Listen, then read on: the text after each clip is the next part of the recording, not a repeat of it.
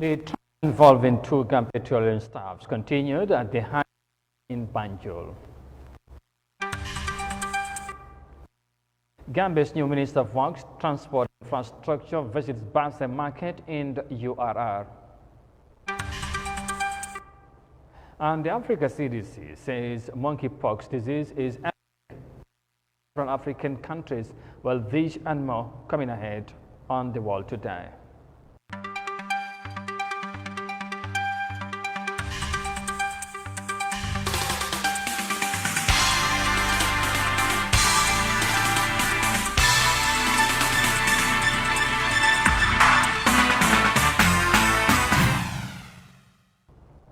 This is Eyeafrica TV and you are watching the World Today News Bulletin.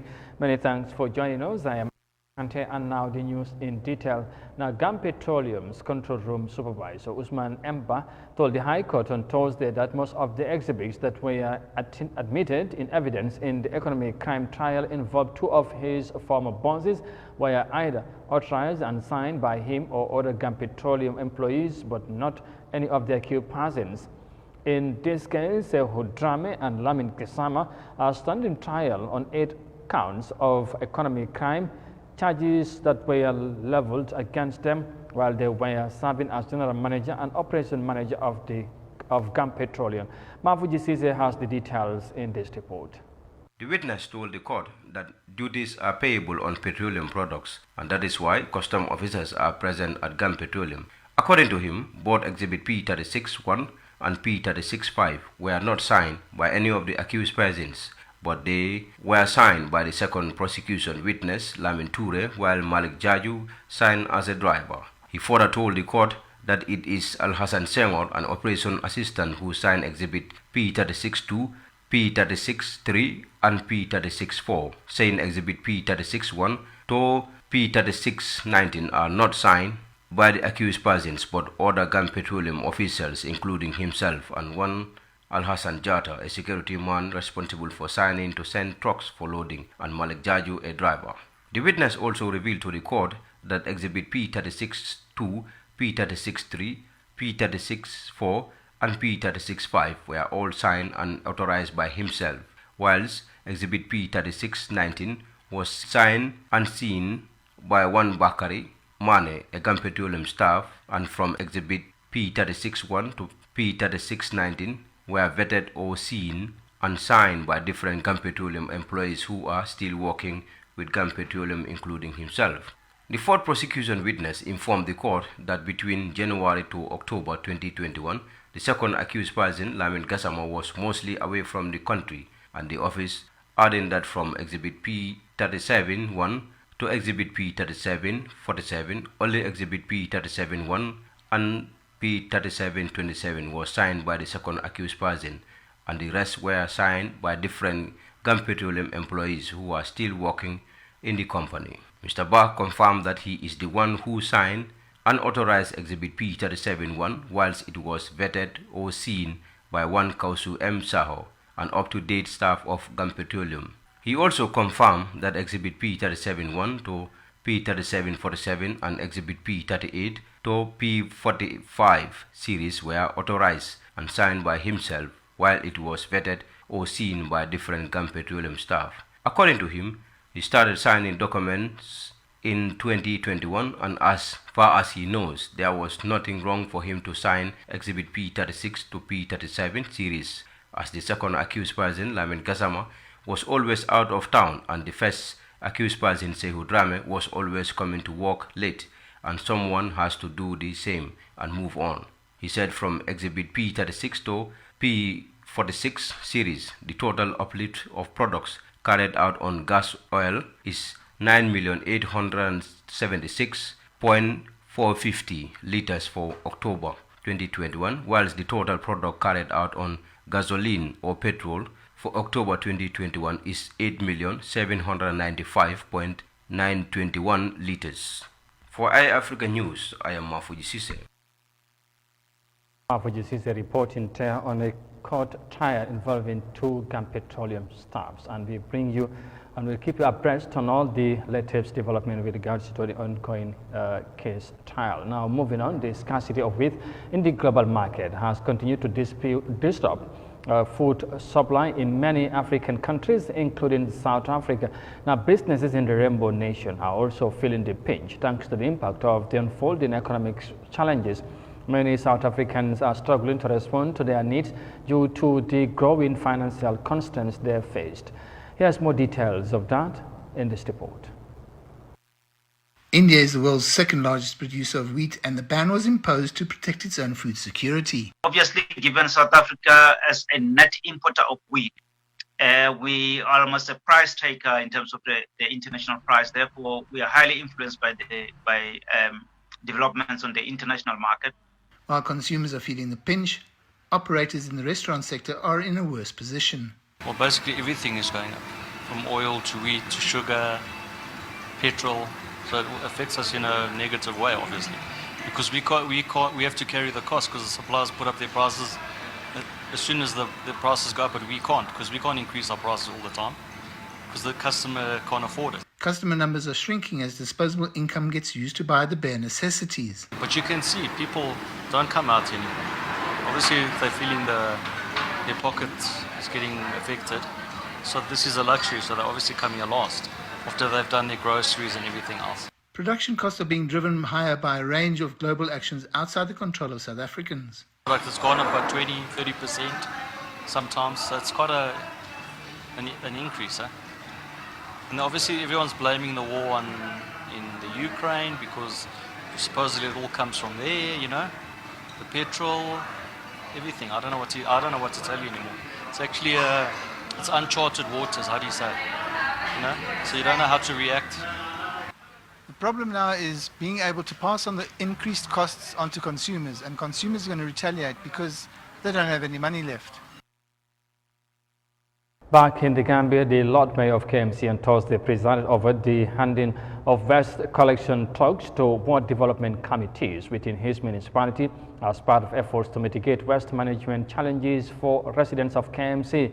In 2019, the KMC introduced 20 new garbage trucks embarked for the municipality's ballot project for daily waste collection within the 19 wards of the municipality. Moses A. Mendy has the details in this report. Phase 2 of the Mbalit project is expected to consolidate the Council's response to the increasing challenges of waste management within the Kanifing municipality. Mayor Talib Bensouda of Kanifing Municipal Council KMC has committed publicly to support initiatives that resolve waste management issues in the city. Residents of KMC had to either burn up their waste or pay $200 to $400 per month for a private waste collection service. Owing to this harsh reality, the council ramped up effort and launched an ambitious and revolutionary strategy. It brought together experts and developed an aggressive plan under which the council seeks partners who believe in its vision and are willing to invest in the future of KMC. Lord Mayor of KMC, Talib Bensouda, gave an overview of the project. The council then decided to launch an ambitious and revolutionary strategy. We brought together experts and developed a very aggressive plan. Under this plan, the council would seek partners that believed in our vision and that were willing to invest in the future of KM. The ward councillors, with their dedication and devotion, worked tirelessly with me to fight for a solution. Under this project, a private partner would make the necessary investment along with the council to acquire the resources necessary to rescue the Kanifing municipality. And we would then reorganize the council into an efficient, streamlined organization that would manage the resource, deliver efficient services to the residents, and pay back the investment at the same time.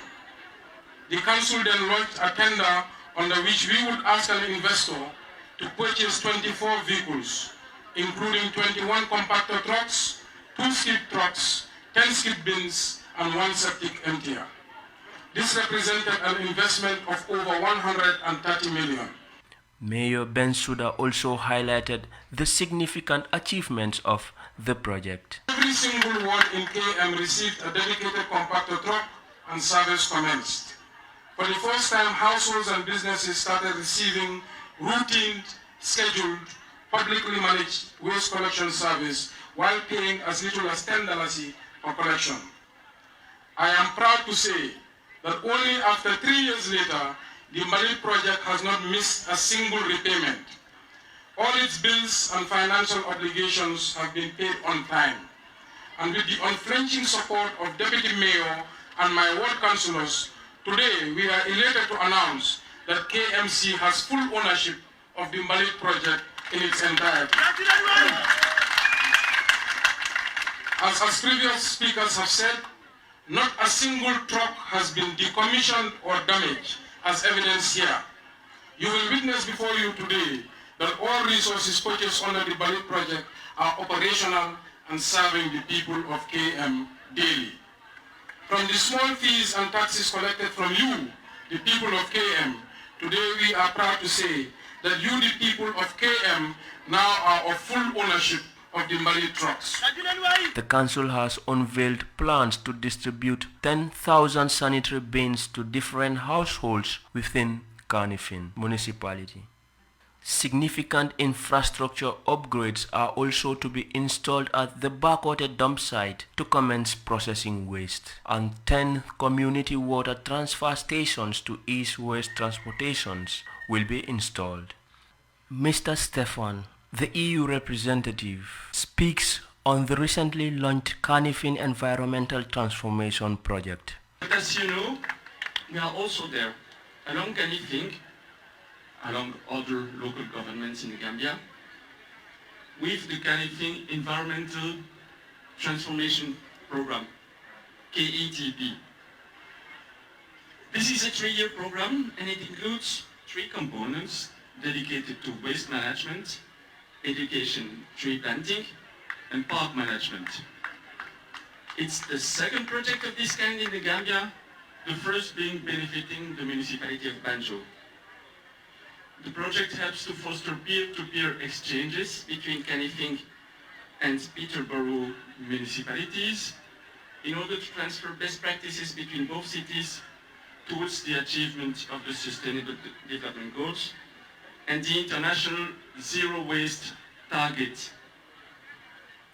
It is the opportunity for a big change aiming to transform pollution, health, and environmental challenges into sustainable economic opportunities. The project is in the frame of a public-private partnership that the Council undertook to draw resources needed to achieve a long-term plan of making KMC a green and sustainable city. Moses Mendy, Eyeafrica News. Next to the United States we go, because 2 years after the killing of George Floyd by a white police officer in Minneapolis, efforts to introduce reforms in police operations in the U.S. are at standstill. However, some cities, states, and even former President Donald Trump have taken some actions. The impact of George Floyd's death still lingers in the minds of Americans as many visit the place where he was murdered.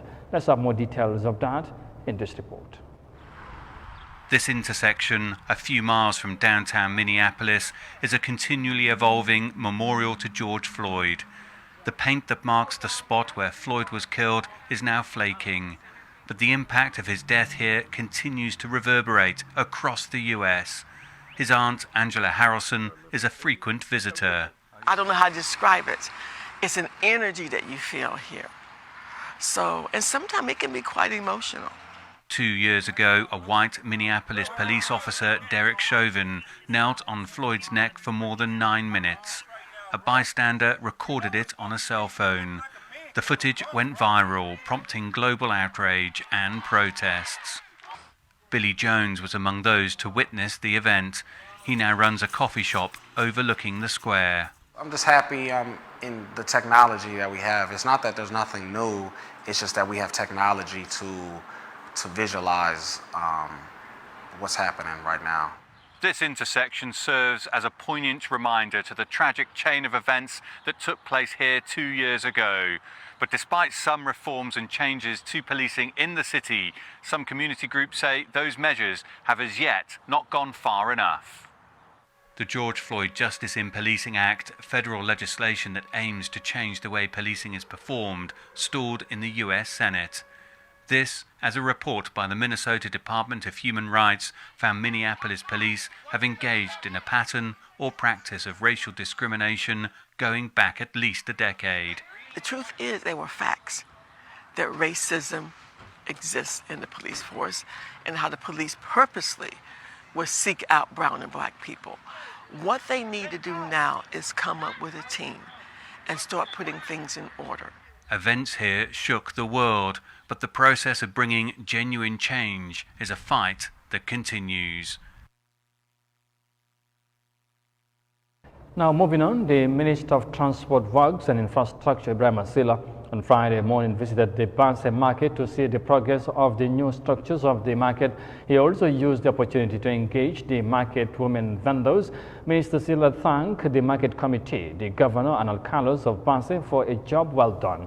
Allocation of the newly built market in Banse is currently ongoing. However, the minister appealed to both the governor's office and the area council to be conducting a cleansing exercise to keep the market clean. Here is the minister speaking. Is kept. I think there is a lot that has to be done in terms of improving on that, because this is a very imposing edifice. If it is not properly well kept, it will defeat the purpose. And what we have seen, even on the stairs, people have started already littering there. People have started, leaving unkept, things from their markets, market stalls. And we have also seen the level of rubbish that is left on the tiles.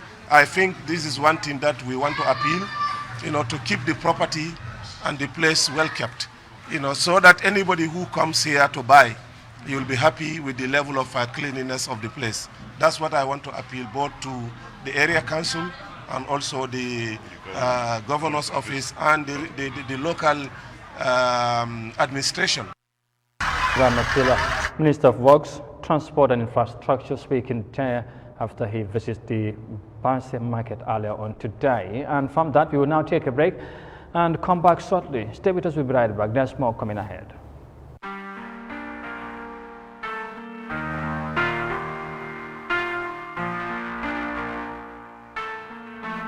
Africa Global is the first and biggest private real estate developer in the Gambia, with a presence in 7 other African countries. We are launching the development of the first smart and most modern office and retail towers in the Gambia, called TAF Twins, located in the heart of the Kanifing institutional area and 10 minutes drive from Banjul. TAF Twins is designed to have 5 floors of office spaces ranging from 50 meters square to over 1,000 meters square, 2 elevators, central air conditioning, 24-hour electricity and water supply, with the ground floor reserved for banking, supermarket, restaurant and coffee shops. For your bookings and reservations, please call now on 376-2333 or 776-2333.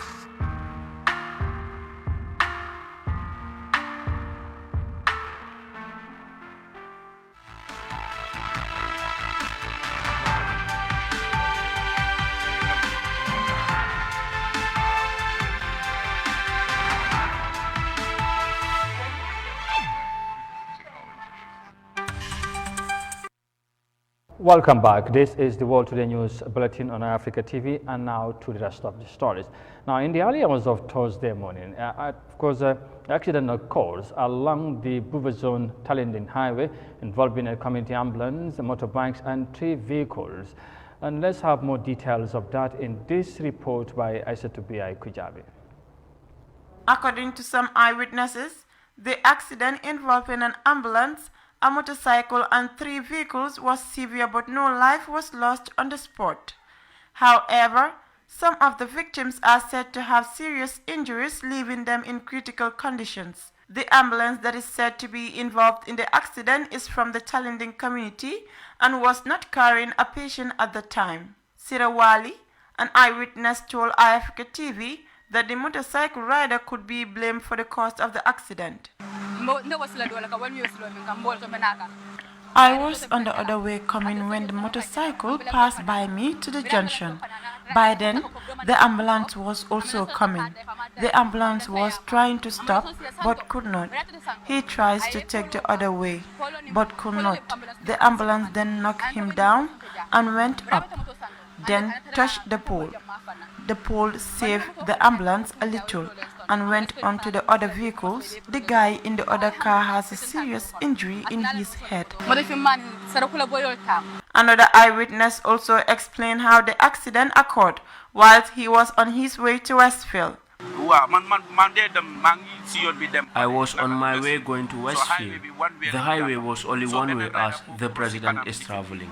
So this motorcycle crossed in front of the ambulance. That is the time the ambulance hit his bike. The ambulance came to my car and then the other cars at the back.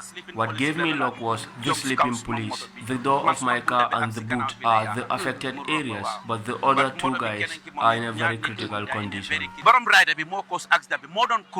The recent traffic road accident in the Gambia have triggered concern among Gambians, leaving many worried about the surging frequent road accident in the tiny West African nation. More than 7 road accidents are recorded within the Greater Banjul area in the last 2 weeks alone. According to latest WHO data published in 2018, road traffic accidents deaths in the Gambia reached 657, or 4.72% of total deaths. The age-adjusted death rate is 47.51 per 100,000 population. For Eyeafrica News, Aisatubi Kujabi. When the continent, the Africa Center for Disease Control and Prevention has said that several African countries, including Cameroon, are endemic to the monkeypox disease, while 2 other nations are investigating the cases. Now, while giving an update on the number of monkeypox cases in Africa, the Deputy Director of Africa CDC also encouraged the public to be more vigilant. The Continental Health Organization warns countries against hoarding vaccines. Here's more details of that in this report. The Africa CDC has confirmed that monkeypox, a mild viral infection, is endemic in 4 African countries. They include Cameroon, Central African Republic, the Democratic Republic of Congo, and Nigeria. 2 more countries, Morocco and Sudan, are investigating suspected cases. When we look at 2022, the cumulative number of cases of monkeypox on the continent is as follows: 1,405 cases, 62 deaths, which gives a case fatality rate of 4.4%. And again, as I said, these are found in those 4 countries. And the Continental Public Health Agency has urged African countries to step up health surveillance measures besides enhancing their capacity for laboratory diagnosis of the viral infection. For members of the public, we urge anybody who has symptoms to quickly seek medical attention. And since monkeypox is spread through contact, members of the public have been advised to regularly wash their hands and also use hand sanitizers. They've also been warned against touching animals that look sick. Dr. Omar says smallpox vaccine is the antidote, which has proven to be highly effective. We hope the availability of vaccines will be based on where the risk is higher rather than who has access to it in terms of purchase and the manufacture. So our message here as well is still the same. Vaccines should go to where it is needed the most. He says when distributing available supplies of smallpox vaccines, priority will be given to healthcare workers and areas with confirmed cases of the virus.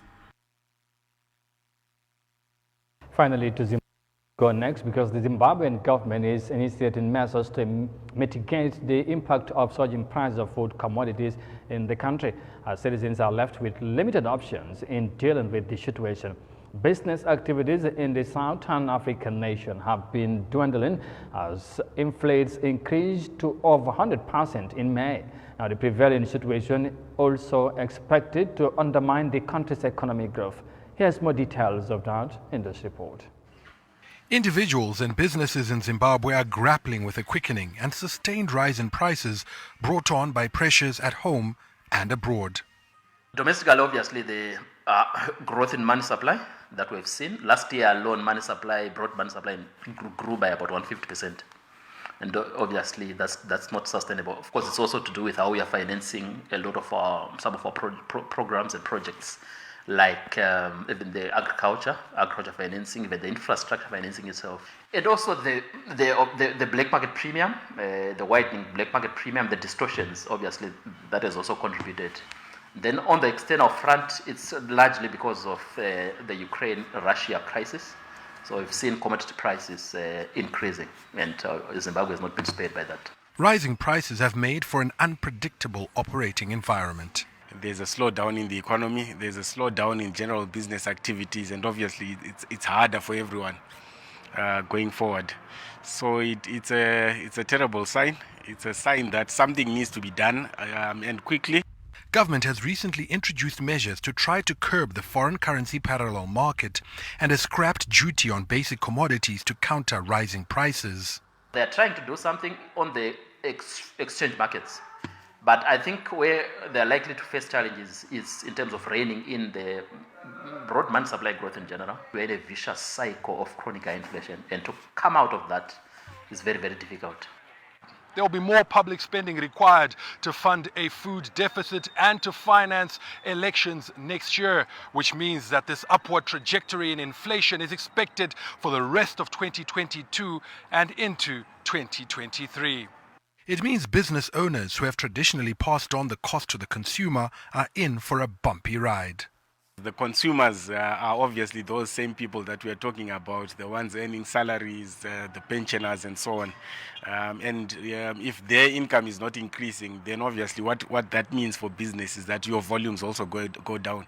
The high inflation is seen slowing down economic growth, which has been projected at 3.5% by the IMF. And that report there from Harare, Zimbabwe, eventually brings us to the end of this news edition. But for more details on this and other stories, as always, as ever, you can visit on our website on Eyeafrica.tv. But for now, many thanks for the pleasure of your company. Thanks for watching, and do have a great weekend ahead. Thanks for watching, and bye for now.